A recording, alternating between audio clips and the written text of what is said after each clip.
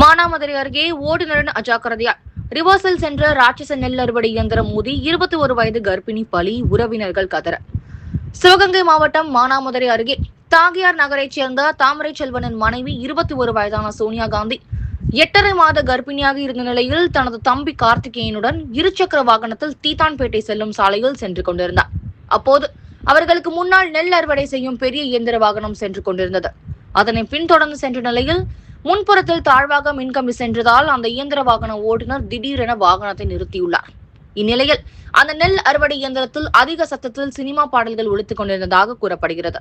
பின்னால் வாகனம் இருப்பதை கவனிக்காமல் ஓட்டுநர் திடீரென ரிவர்ஸில் இயக்கியதால் பின்னால் நின்று கொண்டிருந்த இருசக்கர வாகனத்தில் மோதி விபத்து ஏற்பட்டது. இந்த விபத்தில் 8.5 மாத கர்ப்பிணியாக சோனியா காந்தி பலத்த காயமடைந்தார். முதலில் அருகில் இருந்த முத்தனேந்தல் ஆரம்ப சுகாதார நிலையத்திற்கு கொண்டு செல்லப்பட்டார்.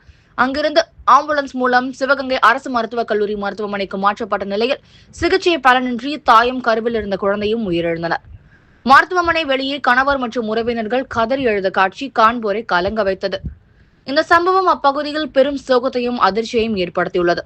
இது குறித்து மானாமதுரை காவல்துறையினர் வழக்கு பதிவு செய்து விசாரணை மேற்கொண்டு வருகின்றனர்.